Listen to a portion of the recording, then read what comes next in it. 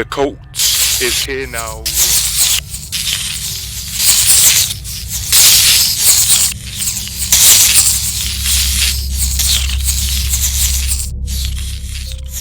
In the embrace of a new year, a deceptive tranquility settled upon the world, as the air was crisp, filled with the promise of renewal, and a blanket of pristine snow covered the land.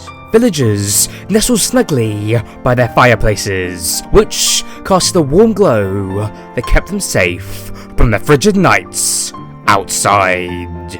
And amidst the serene landscapes, polar bears slumbered in peaceful hibernation, with the majestic mountains hidden behind the dances of falling snow. It was beautiful. Yet, beneath this idyllic surface, a devious narrative unfolded, veiled in darkness. The world, though outwardly breathtaking, harbored a secret, as the beauty above was a mere facade for the sinister story that played out in the shadows below. As amidst the apparent calm, an eerie metamorphosis seized the underground landscape, as spiders, once silent weavers of sticky webs, suddenly erupted into bursts of grotesque explosions. Stone walls, guardians of solidarity, crumbled into mysterious shards, and the calm waters turned tumultuous, boiling as if stirred by unseen hands. But the unfolding strangeness reached its peak within the confines of one isolated stronghold. A malevolent energy permeated the air in that stronghold, causing the very walls to shift and shake. The stronghold seemed to pulse with an ominous glow, as if the very essence of darkness had taken residence. Then, as if the stronghold itself rebelled against its own structural constraints, Silverfish, once confined within the blocky prisons, were unleashed by the thousands. Their emergence accompanied by an unsettling transformation. An aura of palpable evil radiated from their now blood-red, malevolent, pulsing forms. The stronghold had become a theatre for a macabre spectacle, and the silverfish, now transformed, hissed as they scattered across the cold stone floor. But within the twisted minds of these cursed silverfish, a singular, malevolent directive echoed relentlessly. Infect and grow. And so, as if possessed by some unholy compulsion, they transformed from mere useless creatures into insidious entities, their very nature altered by that ominous command etched into the recesses of their beings. And so, with an unearthly determination, those cursed silverfish began to burrow through the ground, leaving a trail of desolation that marked their unholy progress. All so that they could search for unsuspecting victims. As, upon finding them, the silverfish stealthily attacked with an unending appetite, devouring their life force with an insatiable hunger. Each victim's essence fed a central, malevolent supply, enabling the birth of even more of these twisted entities. In the span of a mere few days, the silverfish population multiplied exponentially, and their subterranean tunnels, once inconspicuous, grew into nightmarish labyrinths of decay and misery. The world seemed to shake with the unholy acts committed by those silverfish, as none of this was ever meant to happen. And so, as the tunnels expanded, creeping ever closer to the surface of the overworld, a new threat would arise, as one of those winding, vile passages extended its grasps towards an unsuspecting village. The encroaching darkness threatened to spill forth, and the once peaceful inhabitants of the world would soon find themselves on the edge of an otherworldly abyss. They were doomed, as rather quickly, one lone villager would stumble upon the sinister tunnel. Curiosity drove him to investigate the mysteries that lurked within. However, as soon as he entered that abyss, he vanished without a trace, swallowed by the shadows that clung to those subterranean passages. He was never seen again. Now, one other villager saw this, and well, because of that, panic quickly ensued as the news of that villager spread through the village like a wildfire. Confusion and dread etched onto the faces of the remaining inhabitants, as they had no idea what happened to their friend in that darkness. And so, a desperate decision was made in haste, as the courageous search party was assembled to rescue their lost comrade from the darkness. And so, with determination in their hearts, they descended into the ominous depths of that tunnel, armed with hope and a will to confront the unknown to save their friend. Yet, as quickly as they ventured into the darkness, they too succumbed to its silent grasp, also never to be seen again, as contact with the search party was severed in mere seconds, and an eerie silence replaced the once hopeful anticipation that had lingered in the air just moments ago. A growing sense of foreboding settled upon the village, casting a shadow over their once peaceful existence. Whispers of uncertainty and unspoken dread circulated amongst the remaining villagers. Something was very wrong with their worlds, and the passage of time did very little to weaken their unease. A month slipped by, marked by an unsettling stillness. No sign, no word, and no return of any of those who had ventured into that dark abyss. The village, once a heaven of tranquility, now stood at the edge of an abyss of darkness, blurring the lines between the unknown horrors below and the grim reality above. Their calm facade began to crack, revealing the raw nerves that held the fragile balance of their ordinary lives. And as the village was consumed by an overwhelming sense of terror, a collective shudder ran through the remaining inhabitants as they all feared for their lives.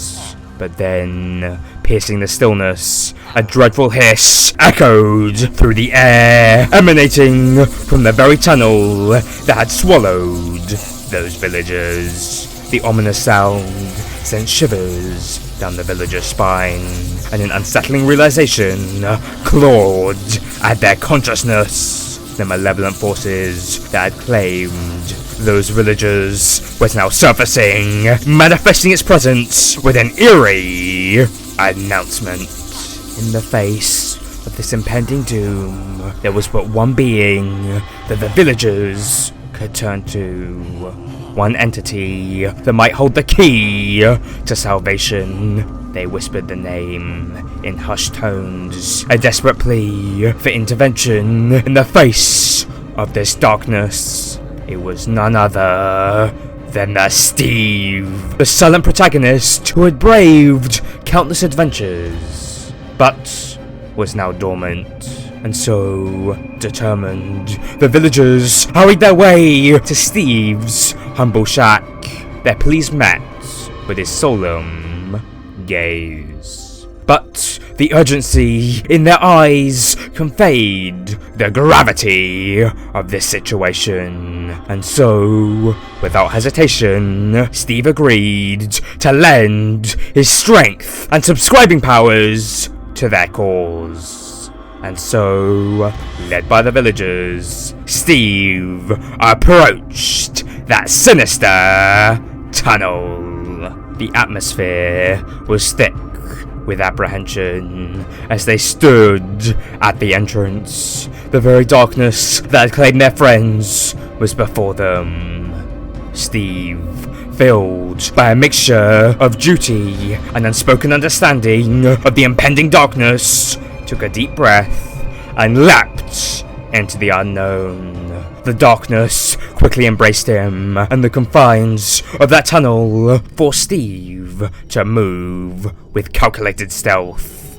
And so, he was quickly forced to retrieve his torch, and with a torch in his hand, its flickering flame became the only beacon against the oppressive darkness as he navigated the winding labyrinth. The air was dense with an unsettling silence, only broken by the echo of Steve's footsteps against the stone. As he traversed the seemingly endless expanse, dread crawled up Steve's spine. His vision randomly blurred, and his legs began to shake. The oppressive weight of the unknown pressed upon him, and the tunnels seemed to coil like a serpent, ready to strike.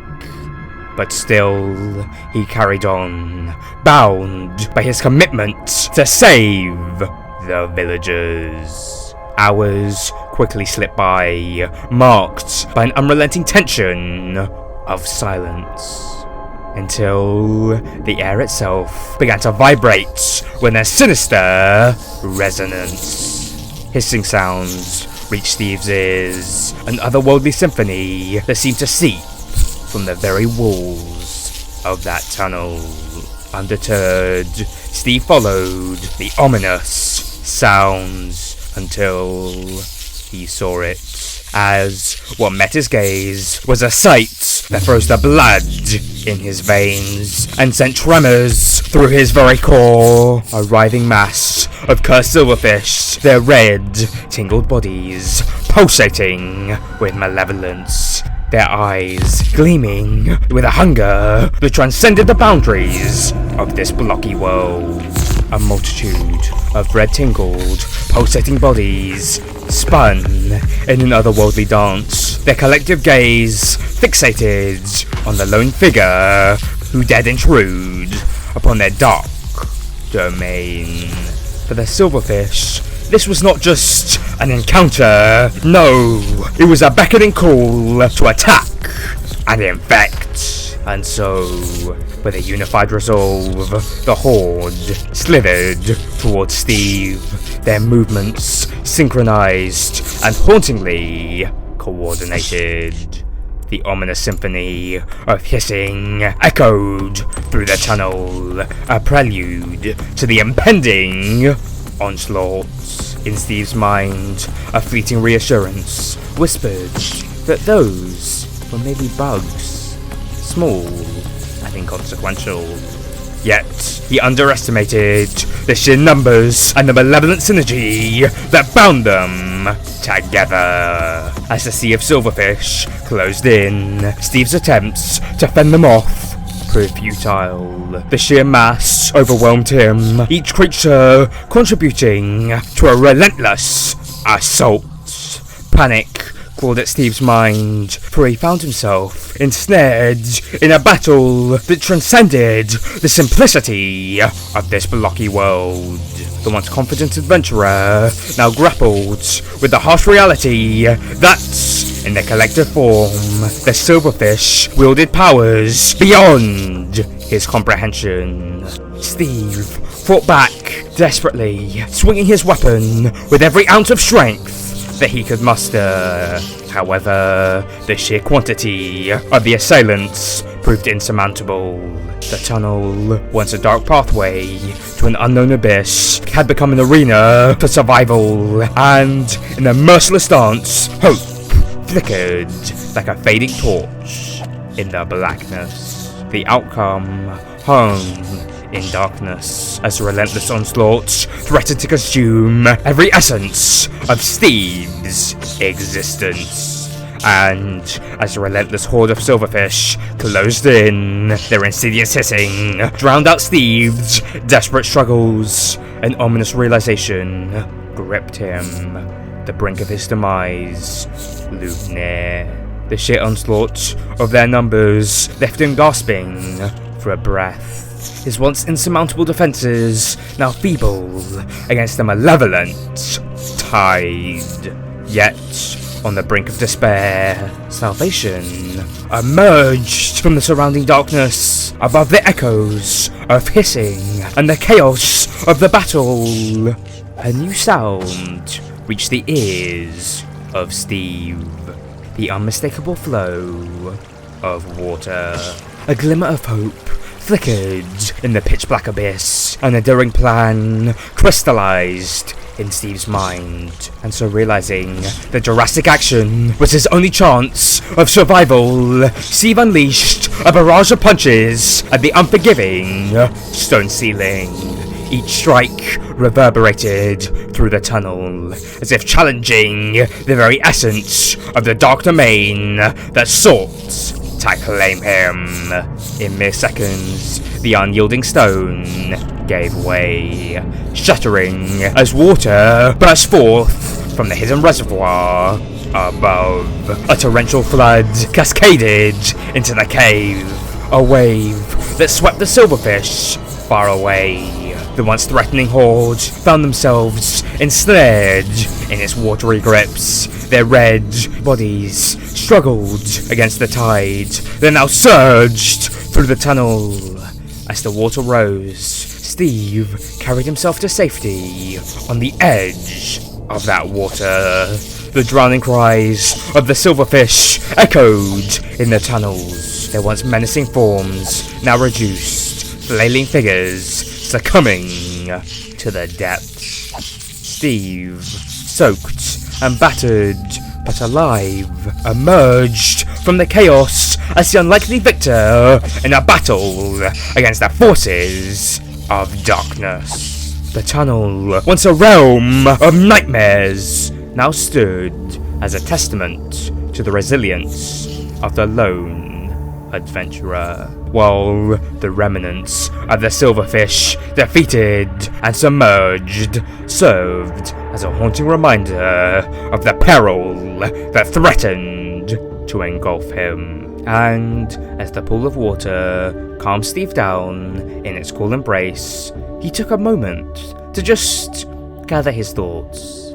And once his mind had settled and his resolve steeled, Steve pressed forwards into the inky depths of that cave, ready to save those villagers.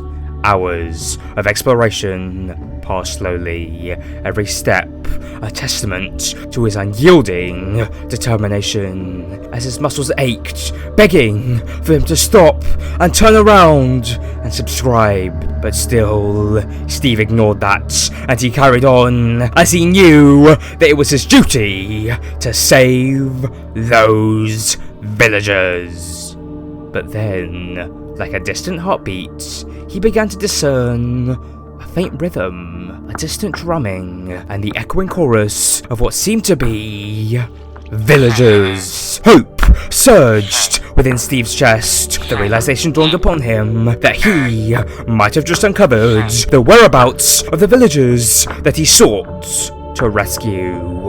A renewed spirit propelled him forward, his footsteps echoing in the cavernous expanse. As he ran, the distant sounds grew louder and louder, and the rhythmic drums painted a cadence of anticipation in this subterranean realm. The once stoic adventurer, now driven by newfound determination, sprinted through the winding passages with unwavering determination. The sounds became more distinct, resonating with an unmistakable cadence of 50 voices. Yes, there was no doubt. Those were the villagers. Steve could hear them clearly, their existence being a beacon of hope in the dark labyrinth. With each step, the anticipation grew, and the echoes of the villagers' voices guided him towards the epicenter of this mystery. The choir of distant voices and rhythmic drums pulsed through the tunnel, driving Steve forwards with a surge of anticipation. Victory seemed within grasp, but just as the reunion with the villagers seemed imminent, the tunnel unexpectedly constricted, forcing Steve to his hands and knees, and for him to start crawling. The once spacious passage transformed into a claustrophobic crawl, the walls pressing in with the weight of dirt and uncertainty. Panic seized Steve, a sense of urgency and fear clawing at his very soul. But still, his determination to do what was right continued to burn brighter than ever before as he propelled himself towards them, each meter gained in the oppressive darkness being a triumph over the encroaching claustrophobia. And with a single focus on the distant lights, he navigated through the narrowing tunnel. The rhythmic drums and the chorus of villagers' voices guided him through that dark labyrinth. The urgency in the air hung thick, and Steve's heartbeat, in tandem with that drumming, a pulse of unnerving tension, echoed throughout the confined space as he neared a source of light, a glow emanating from soul torches. Steve's anticipation intensified. The flickering flames cast dancing shadows on the dirt walls, painting an eerie mirage of the unknown. Steve emerged into a chamber that seemed to hold all the secrets of this eerie, subterranean world. That room, bathed in a soft glow of soulfire, was going to change Steve's life forever. The mysteries of the underground tunnels, the source of the Silverfish's curse, and the fate of the missing villagers waited to be unveiled. The stony chamber, bathed in a soft glow of soul torches, held an air of mystery and foreboding. The villagers, arranged in a tight circle, whispered in hushed tones. Steve surveyed the strange surroundings, a labyrinth of mossy stone bricks, cobwebs suspended like tapestries, and silverfish crawling in the corners. Aware of the imminent danger, Steve concealed his torch, plunging the room into an eerie semi-darkness. In the midst of this peculiar ambience, Steve made a strategic decision to equip his special stone armor, an artifact he rarely used, but was reserved for moments of utmost peril like this.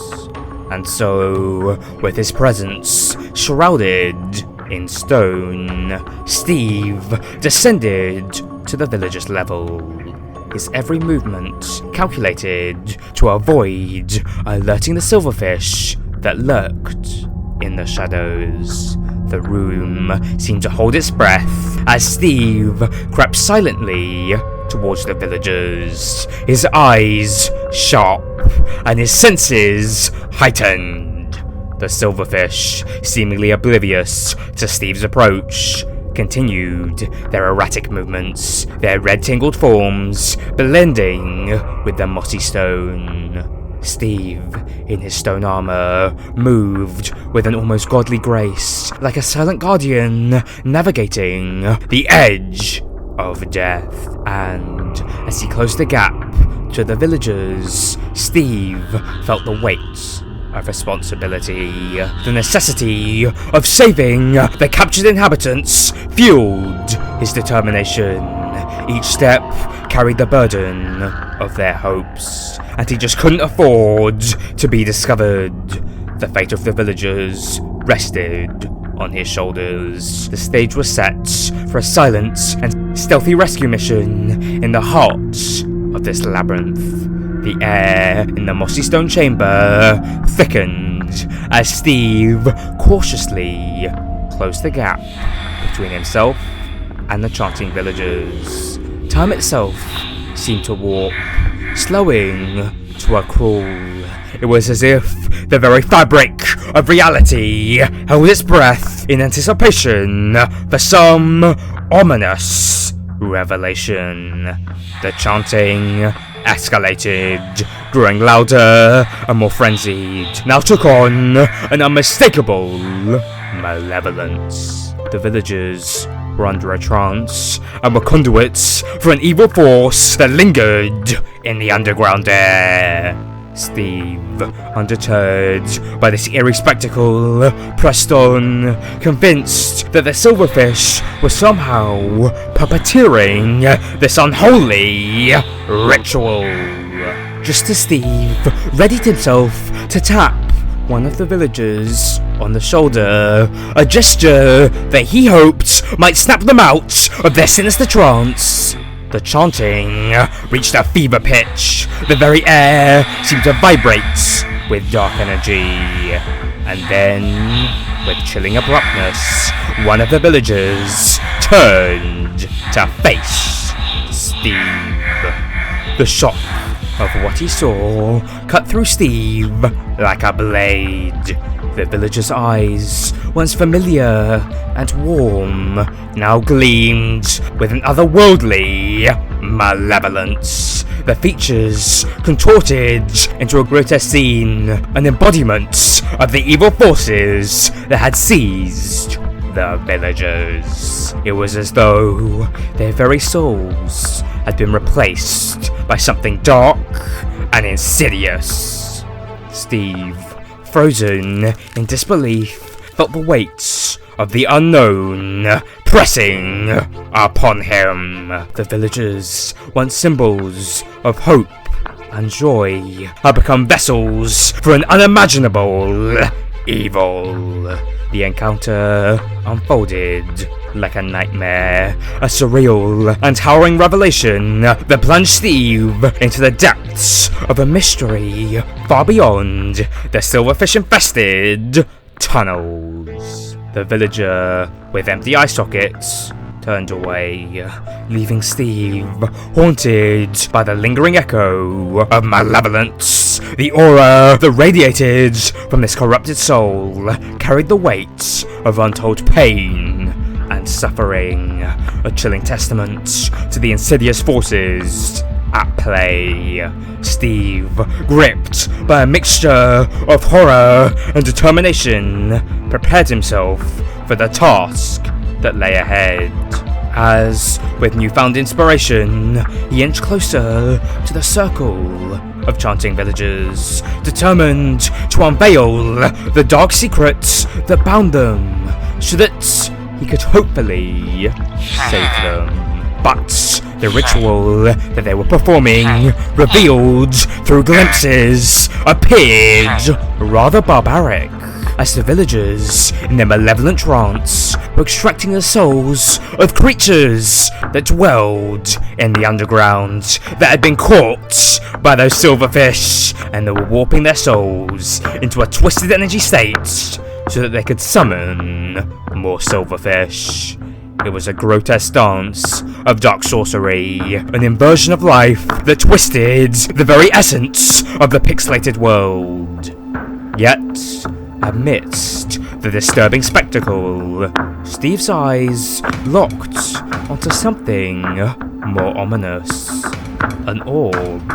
It hovered just above the villagers, its godly glow pulsating with unnatural light. And as he focused on its shimmering surface, a revelation struck him like a lightning bolt. The orb seemed to show glimpses of the future, a nightmarish scene of events yet to unfold. And so, he beheld a future where the return of the corrupted villagers initiated a dawn of hope onto the world, as life in the overworld seemed to return into a semblance of normalcy, as the villagers resumed their routines. The sun bathed the landscape in warm hues, and hope tentatively blossomed once more. Yet, after a few months, the corrupted villagers, like a sinister plague, initiated their dark agenda once more. What seemed like a resurgence in normal life quickly twisted into a nightmare, and in a chilling ritual, they began to steal the very souls of their fellow villagers who had given so much to save them, and they were rendering them into hollow husks of their former selves, enslaving them. But those soul and life forces weren't enough to satiate the insatiable hunger that had consumed the corrupted villagers, and so, emboldened by the twisted powers that they had acquired, they set their sights onto an even grander scale, as they moved across the surface of the overworld, seeking to steal the souls of every living creature. And as the corrupted villagers advanced, the world was cast into darkness. Reality crashed over Steve like a tidal wave, snapping him out of that trance induced by the orb. And as he regained awareness, the scene before him unfolded. The corrupted villagers, caught in a storm of internal conflict, were starting to break free from the malevolent forces that had enslaved them. Their voices echoed with desperation, a collective realization that their very existence posed a threat to the world that they called home. Their pleas were haunting, a cacophony of anguish filled the cavernous chamber. Steve, torn between the duty to save the world and the impending tragedy of having to end the lives of those villagers, prepared himself for the grim task ahead. The echoes of their cries, a tragic symphony, reverberated through the air as he got out his magical axe with a heavy heart. But just as he was prepared to fulfill the grim necessity, the Silverfish, ever watchful and malevolent, seized the opportunity to strike, as they didn't want to lose their cult of villagers, as after all, those enslaved victims were unwillingly helping the Silverfish to grow faster than ever before, and so they couldn't afford to lose them, and thus they swarmed Steve, causing a relentless onslaught that pushed him towards the very heart of the conflicted villagers. In the chaotic dance for survival, Steve found himself on the edge of death, and as the Silverfish closed in, a desperate realization dawned upon him. In the face of imminent demise, with the weight of the villagers' pleas echoing in his ears, he understood that there was only one way that he would be able to break this cycle of malevolence. And so, in the desperate chaos, in the swirling Silverfish and the conflicted villagers, Steve's hands trembled as he unearthed removed a legendary item from his inventory. A creeper egg. It was a relic bestowed upon him long ago. The opportunity to wield this potent artifact had never presented itself until this very moment. A moment charged with the weight of an impending decision. And so, with a heavy heart, Steve plunged the legendary creeper egg into the center of the room. And as the corrupted villagers reverted to their haunting ways, the atmosphere cracked with tension. A bolt of lightning, summoned by Steve's calculated manipulation of the cult spells, struck upon the legendary creeper egg. The once dormant artifact now unleashed its powers, birthing a charged creeper in a blinding burst of light. The charged creeper, a harbinger of destruction, stood amongst the villagers who were lost in their ritualistic trance, and the silverfish coming towards them. Steve, recognizing the impending cataclysm, sprinted away as fast as he could, his every step a desperate plea for distance from the imminent explosion. Now, the silverfish tried to resist his movements, but adrenaline surged through him, and so Steve was able to resist their movements. And in the deafening blast, the charged creeper erupted into a cataclysmic explosion. The shockwave reverberated through that cavern, annihilating every corrupted villager caught in its devastating embrace. And those evil silverfish were either obliterated or paralyzed by the force. And as the dust settled and the echoes of destruction subsided, Steve, battered and disoriented, found himself on the fringes of the impact zone.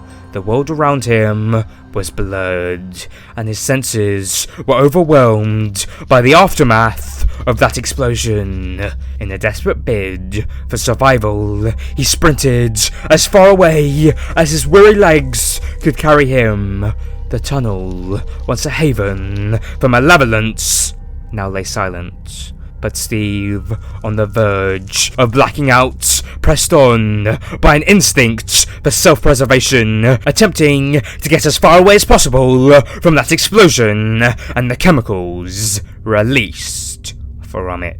But just a few seconds later, his consciousness faded completely. A few hours later, he began to regain consciousness, and once that happened, he began to climb out those claustrophobic caves, walking past tens of thousands of dead silverfish bodies. Until, finally, after several hours had gone by, he emerged into the open. Steve's chest heaved with exhaustion, and the realization of his success washed over him. The cult of the Silverfish worshippers and the dark orchestrators of that ritual had been eradicated, and the imminent threat to the world seemingly died out. But even as Steve reveled in the perceived victory, a lingering unease settled in his stomach. An inkling that something far more insidious lurked beneath the surface of this malevolent tale. The cult of villagers, while crucial in summoning the silverfish, were but pawns in a much larger game. The true source of this corruption, a shard of a giant red crystal, and it was hiding under the very floorboards where that cult once stood. A mere part of a larger, more horrifying entity that fueled the curse that threatened the very fabric of the blocky world. But before we can get into that, we first need to learn where that shard came from. And so, to do that, you'll need to watch this video.